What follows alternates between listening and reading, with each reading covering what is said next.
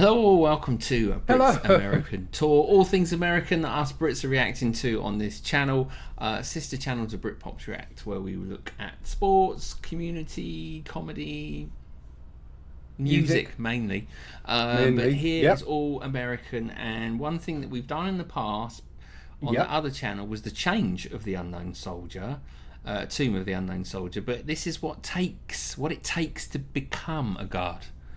Yes, we also did one called Don't Mess with the Honor Guard, but like I say, this one is, looking at the recruits that then want to become an Honor Guard and what they have to do to be pass and represent the Honor Guard. So mate, it's an incredible story when we first found out about the Tomb of the Unknown Soldier, and the patriotic patriotism around it.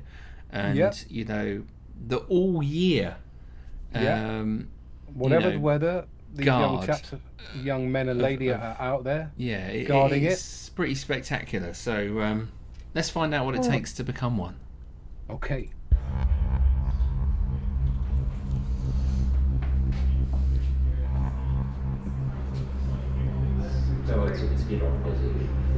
Oh, he don't look good, does he? No.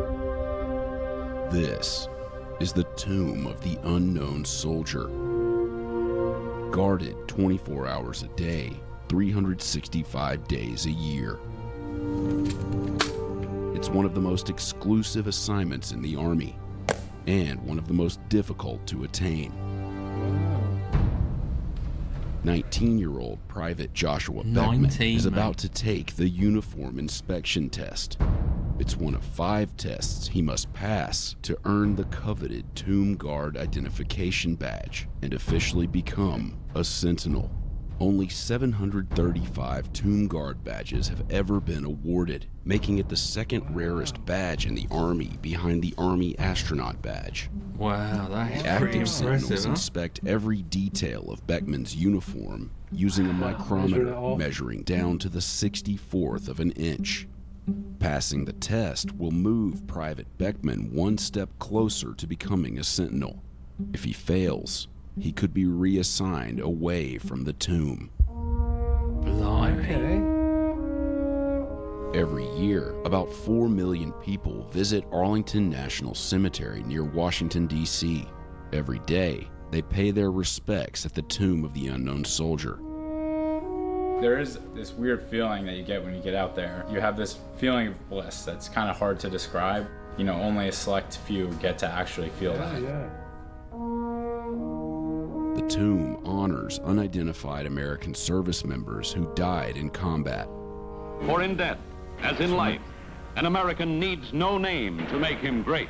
Dedicated in 1921, the tomb contains the unidentifiable remains of 3 American soldiers killed in combat during World War I, World War II, and the Korean War. Tomb guards watch the tomb in all weather conditions: extreme cold, heat, and rain. Ladies and gentlemen, may I have your attention, please? I am Sergeant Johnston of the 3rd Infantry Regiment, United States Army. Guard of Honor, Tomb of the Unknown Soldier. The ceremony... Sergeant Kaylee Johnston is the only woman currently serving as a sentinel at the tomb, and one of only 8 women to ever earn the badge. Present arms. What is that like?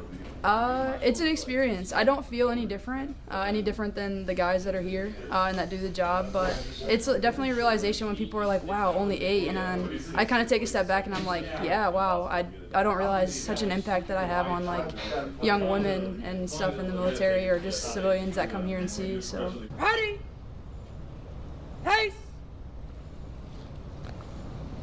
Was it hard to get to that sentinel role? It was, yeah, it was very hard. There was times I didn't think I would make it or if I didn't have it in me, but yeah, I definitely pinch myself every day. So much commitment. How does it feel that that's up there? Amazing. So it's a huge honor to be part of this board. I mean, the other soldiers that I've met throughout training, all the old tomb guards have come down and talked to us about everything. It's absolutely amazing. I can't wait to come down in the future with my children and show them the board. Before they become sentinels, soldiers train for 6 to 9 months. With a 90% attrition rate, those accepted are allowed to guard the tomb on a temporary basis while they train and test to become sentinels. In the tests, tomb guards are evaluated on their performance guarding the tomb, an exhaustive amount of tomb knowledge. When did the unknowns receive the Purple Heart? 7 August 1976. And their uniforms. It all happens here, inside the tomb guard quarters, where Private Beckman is preparing for his uniform test to be graded by Sergeant Johnston. So seeing that, I know what he's going through, so I do think about that when I'm grading him. But I don't miss that feeling. I don't miss the nerves of the day. They never go away, never. So you got to be spot on, ain't you? Tomb guards in training start the day with a weapons strength test, simulating the ways they'll hold the nearly 12-pound rifle while guarding the tomb. A lot of the reason we do the weapon strength is because even if you go to the gym all the time, it's awkward. You could lift 100 pounds in the gym and not be able to hold the rifle properly, sir. So the weapon strength really does build that endurance in the weird little small muscles that keep the rifle centered. Used to do that called pokey drill, just holding it out in front of you. Right, yeah. So you're going to be the star of the next Business Insider video. And then he's going to fail. And then he's going to That's fail. nice, isn't it? No, then his face in, no. Perfect. I mean, standard is perfection. Down here, of course, nothing can be tangibly perfect, but you can get it as close as you can. Back in the tomb guard quarters, it's rare to see a guard doing anything besides working on his or her uniform and the components that go with it. Wow, look at that. Arts and crafts down here. Did you have much experience with alterations and steaming? I did not. I learned how to sew a blouse here. I learned how to press a blouse here. Usually I had my mom do that stuff for me. What does your mom think about all your new skills? She is happy that she doesn't have to help me with ironing my clothes. I can kind of do it on my own now, so. Yeah. All them I'm shining my shoes, so we have patent leather shoes down here. We'll put coats and coats of polish on our shoes to get it this nice finish that you see. It takes a lot of practice too to learn, because when you come down here, you don't know, like you might have some practices of shining shoes with like a microfiber, and then just forget all of that when you come down here. At what stage are these shoes in terms of where you want them to be? They need some work, trying to get them a little bit better to try to go out later this afternoon. Every day that you go outside, it'll destroy the polish. So especially in the heat, the sun will cook the oils, so you just have to constantly keep up with your shoes. I use Kiwi for my build coats, and then Saphir Black for my shine coats. Cheaters. These are here, and you hear us click our heels. It's just 2 pieces of metal screwed in, and then we have the same on the bottom too. So horseshoe. Before I'll go out, I'll color these with Sharpie, so it's black, and on the bottom we kind of roll on the outside of our foot, so we got that smooth walk. And you should just be gliding across. If you watch somebody's head while they're walking across the plaza, it should just be floating across in a straight line. That standard of perfection is always a few steps ahead of us, and we're constantly chasing. Yeah, that's difficult to do, isn't it? Tomb guards work in shifts, changing every 30 minutes during warmer months, and every hour the rest of the year. Bells, see you out there. I'll be there. In the tomb guard quarters, it's a constant rotation of guards going out. Oh, look, as soon as you're out that door, you're in. You're in it, yeah. On the plaza, the tomb guard marches 21 steps down a black mat, stopping to face east for 21 seconds. The guard then marches 21 steps to the other end. 21 represents the significance of the 21-gun salute, a distinguished military honor. How hard is it hitting that exact spot and making it 21 steps? It's actually pretty hard. You don't realize the big steps that you have to take, especially if you're shorter. So we call it hitting blocks outside. When you're walking down the mat, it should be what we call 3 blocks. So the single block, 1 step, the bigger block's 2 steps. So really striding it out to hit those blocks outside. Private Beckman isn't on the schedule today. He's about 12 hours away from his uniform inspection test. The color's not going to change. It's the chest that's going to change. With more than 100 possible deficiencies or gigs that can be counted against them, it's one of the most difficult tests the trainees must face. I'm sure that'd be fun. Testing criteria-wise, it's all dependent on the grader. A grader could say, oh, this looks good. Another grader could say, oh, this looks like crap, like this sucks. So right here, I'd say it's fairly money, and then you gotta measure it from this side right here, this edge.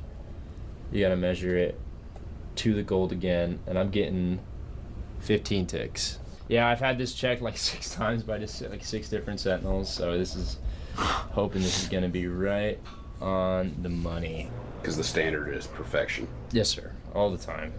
Nothing but perfection, and then anything less than is I can't believe that goes down to that level, because let's face it, right? Or doesn't. I understand it from a point of view of that's what it is and that's what it's always been, but ultimately, who cares? Yeah, but it's not a who cares, is it? I mean, you know, we used to have uniform inspections. We'd have our number 2s, which would be pretty similar to that kind of thing. If you have medals, they have to go in a certain place. You got your lapel badges, which are, you know, got to be brassoed up, and then they check the underside of it to make sure they were brassoed up. Your lanyard has to be put on a certain way.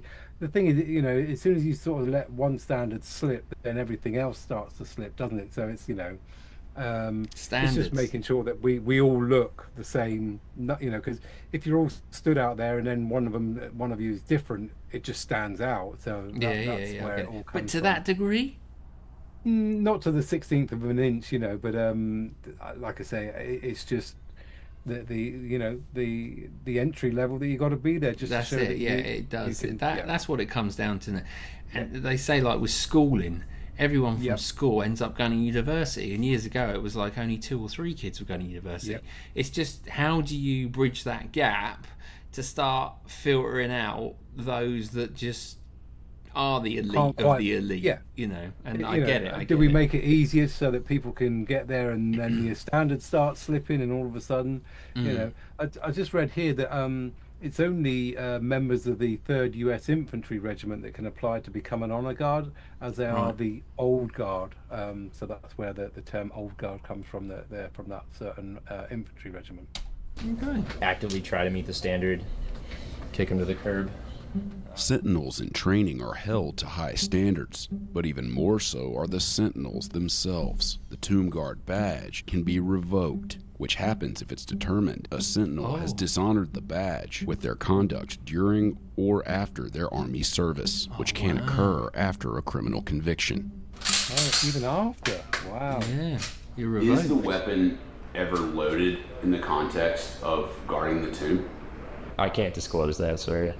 That's something that we like to keep under wraps, just for, I don't know, the security purposes behind it, because we don't want anyone thinking that they can come on the plaza and do whatever they want, because they cannot. We will not let them. Yeah, I have to. These are too big for me, so. Tomb guards wear sunglasses, but not just to protect their eyes. We have the sunglasses, so we can look around with our eyes as well, even though our head is straight forward. So I'm looking around with my eyes at that time, just making sure that I don't see anybody looking like they want to jump through chains and rails, or no one's being loud or disturbing the peace. Our cameras did not capture any incidents, but many clips online like this one show tomb guards admonishing visitors who break the rules. Remain behind the chains and rails. Yeah, it's right, but they're there to do a job, right? When I was a baby, it's probably not a great parenting advice, but I was a baby, my dad used to watch Band of Brothers while he was feeding me. So I grew up with the 101st Airborne, and I was looking at those guys, and I was like, man, that's cool. I was first day of in processing into our battalion. They let us know, like, hey, the platoon sergeant's going to come up here, and he's going to ask if anyone here is interested. I was the only one who raised my hand, and he brought me down, showed me quarters. Here's Private Beckman. He's 6'3", and the assistant sergeant in the guard was like, yeah, it sounds good. We'll take him. Like the 6'3" Beckman, most of the tomb guards we encountered are also tall, and that's by design. Is there a height requirement? There is a height requirement, sir. It's 5'10" for males and then 5'9" for females. It gives a good image For the U.S. Army, it shows that we have fit and disciplined soldiers. Do you guys have like a sentinel or tomb guard basketball team? We don't, but we should probably get on that. The next morning, it's time for Beckman's uniform test. Got some sleep last night, which was nice. He's on the go, isn't he? Probably not enough. You'll get your entire ensemble of uniform items. You have to put it all together in a way that keeps its integrity. You just stand there for however long, just having the sentinels that shirt. judge every little thing on your uniform, and they will find every little thing. Like, I thought I would get a little detail. No, these people are nuts. What is that? This, sir? Yeah. This is our fat man's belt. We don't wear traditional belts. We wear this to in place of belt and provide back support. Yeah, back support. I get I'm that. gonna be here Stood for up the for a long next hour. time. No moving. Do you have coffee or anything? I wish. All right, tell me if it's burning your arm. No, we're good. Complete the flatten out. Pains only in the mind. Cringe. Alright, Beckman, you're going to be taking uniform test for test 2. Are you ready? Sure. Feel okay? I feel okay. Yeah, I got pass out or anything. If I will, I'll tell you. The inspection is scheduled to last about 40 minutes. Wow. The sentinels take note of any perceived deficiencies or gigs that might be counted against him. His waist. Yeah. Tiny. Wow, he's sweating now. At about the 35-minute mark, Beckman appears to feel faint.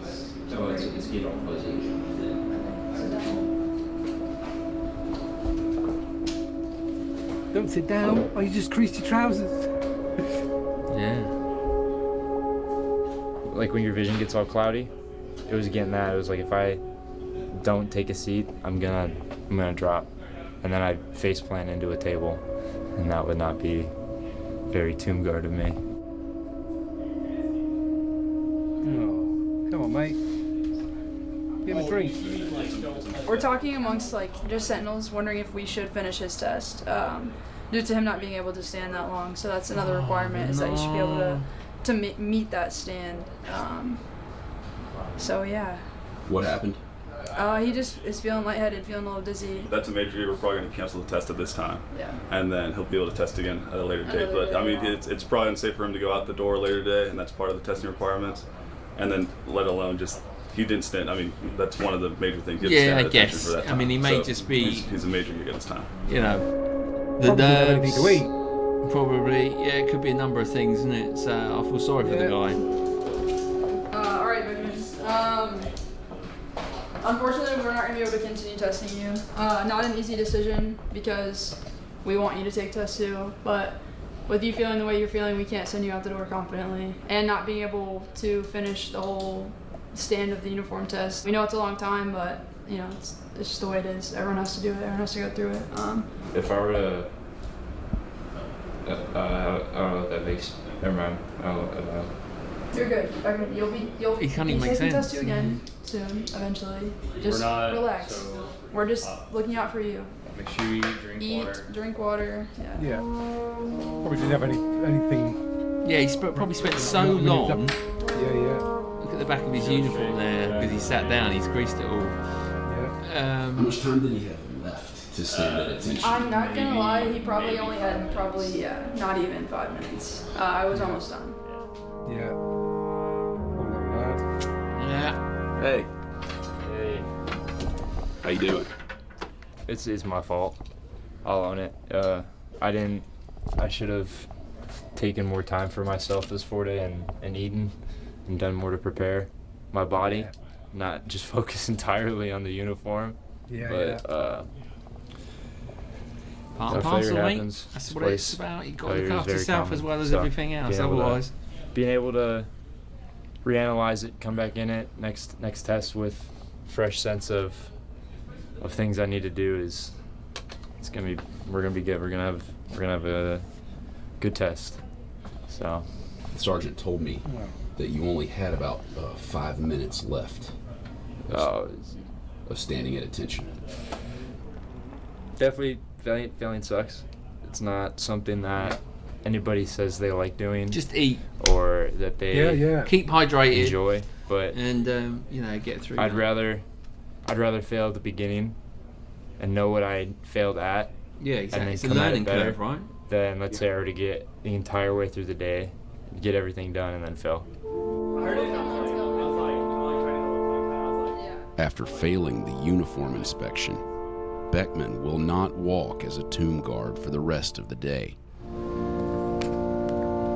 Forward! March! All out! Instead, performing duties like moving a chain to allow the guards to enter and exit the plaza.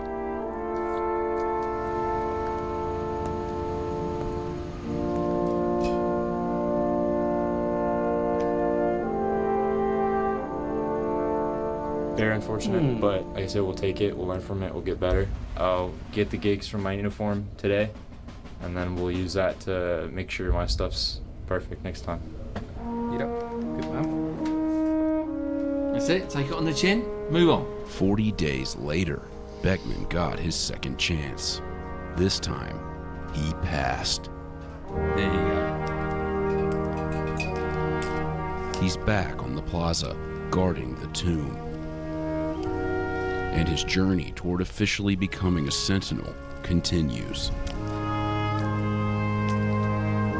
at that walk.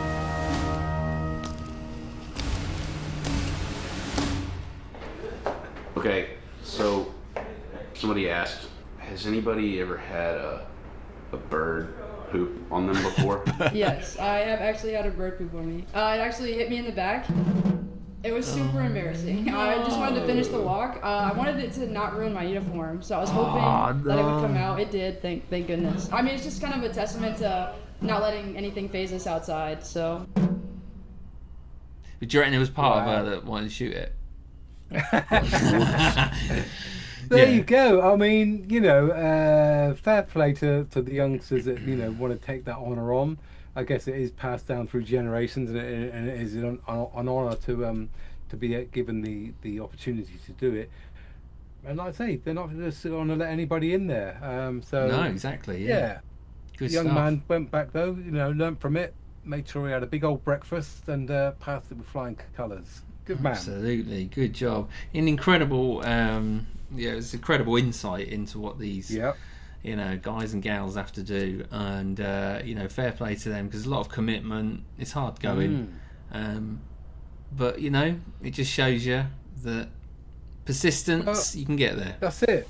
I mean, you look at all the ceremonies that we have over here. The cavalry and the guards and everything. They're all getting inspected like that, mate. Absolutely, yeah.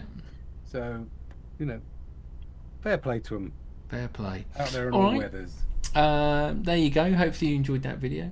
If you did, make sure you hit the subscribe button. Do come with us at Brits American Tour. We will be back soon. Until then, it's goodbye from me. Goodbye from him. Have breakfast. Over and out.